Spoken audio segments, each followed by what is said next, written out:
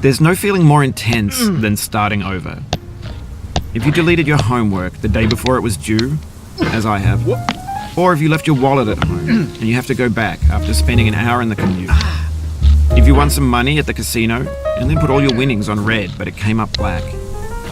If you got your best shirt dry cleaned before a wedding and then immediately dropped food on it. If you won an argument with a friend and then later discovered that they just returned to their original view. Starting over is harder than starting up. If you're not ready for that, like if you've already had a bad day, then what you're about to go through might be too much. Feel free to go away and come back. I'll be here. Alright, thanks for coming with me on this trip. I'll understand if you have to take a break at any point. Just find a safe place to stop and quit the game. Don't worry, I'll save your progress, always, even your mistakes. This game is a homage to a free game that came out in 2002, titled Sexy Hiking. The author of that game was Jazzuo, a mysterious Czech designer who was known at the time as the father of B games. And B games are rough assemblages of found objects. Designers slap them together very quickly and freely, and they're often too rough and unfriendly to gain much of a following. They're built more for the joy of building them than as polished products. In a certain way, Sexy Hiking is the perfect embodiment of a B game. It's built almost entirely out of found and recycled parts, and it's one of the most unusual and unfriendly games of its time. In it, your task is simply to drag yourself up a mountain with a hammer. And that act of climbing, in the digital world or in real life, has certain essential properties that give the game its flavor. No amount of forward progress is guaranteed. Some cliffs are too sheer or too slippery, and the player is constantly, unremittingly in danger of falling and losing everything. Anyway, when you start Sexy Hiking, you're standing next to this dead tree that blocks the way to the entire rest of the game. It might take you an hour to get over that tree, and a lot of people never got past it. You prod and you poke at it, exploring the limits of your reach and your strength, trying to find a way up and over. And there's a sense of truth in that lack of compromise. Most obstacles in video game worlds are fake. You can be completely confident in your ability to get through them once you have the correct method or the correct equipment or just by spending enough time. In that sense, every pixelated obstacle in Sexy Hiking is real. The obstacles in Sexy Hiking are unyielding, and that makes the game uniquely frustrating. But I'm not sure Jazzuo intended to make a frustrating game. The frustration is just essential to the act of climbing, and it's authentic to the process of building a game about climbing. A funny thing happened to me as I was building this mountain. I'd have an idea for a new obstacle, and I'd build it, test it, and it would usually turn out to be unreasonably hard. But I couldn't bring myself to make it easier. It already felt like my inability to get past the new obstacle was my fault, as a player rather than as a builder. Imaginary mountains build themselves from our efforts to climb them, and it's our repeated attempts to reach the summit that turns those mountains into something real. When you're building a video game world, you're building with ideas, and that can be like working with quickset cement. You mold your ideas into a certain shape that can be played with, and in the process of playing with them, they begin to harden and set until they're immutable, like rock. And at that point, you can't change the world. Not without breaking it into pieces and starting fresh with new ideas. For years now, people have been predicting that games would soon be made out of prefabricated objects, bought in a store and assembled into a world.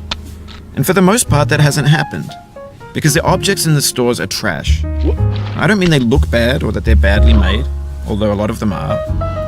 I mean they're trash in the way that food becomes trash as soon as you put it in the sink. Things are made to be consumed and used in a certain context, and once the moment is gone, they transform into garbage. In the context of technology, those moments pass by in seconds. Over time, we've poured more and more refuse into this vast digital landfill that we call the internet. It now vastly outnumbers and outweighs the things that are fresh and untainted and unused.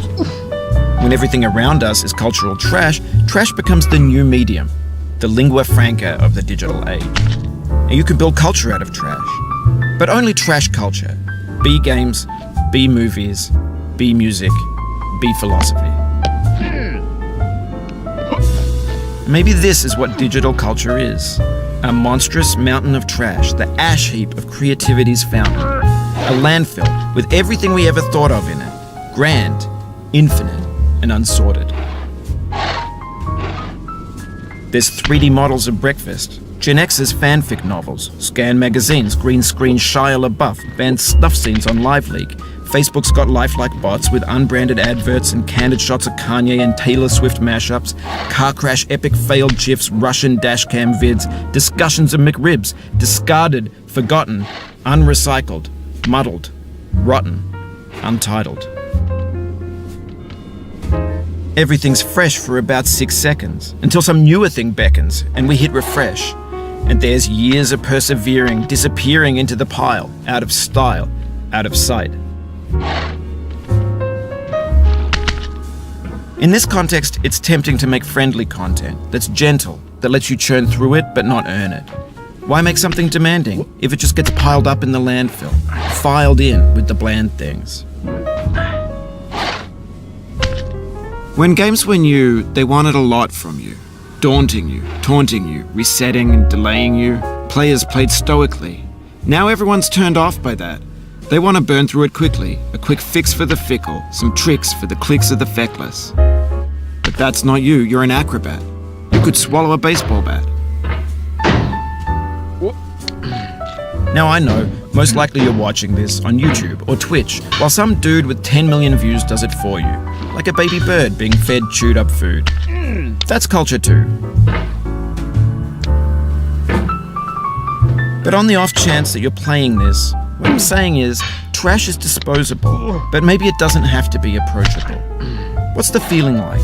Are you stressed? I guess you don't hate it if you got this far. Feeling frustrated? It's underrated. An orange is sweet, juicy fruit locked inside a bitter peel. That's not how I feel about a challenge. I only want the bitterness. It's coffee. It's grapefruit.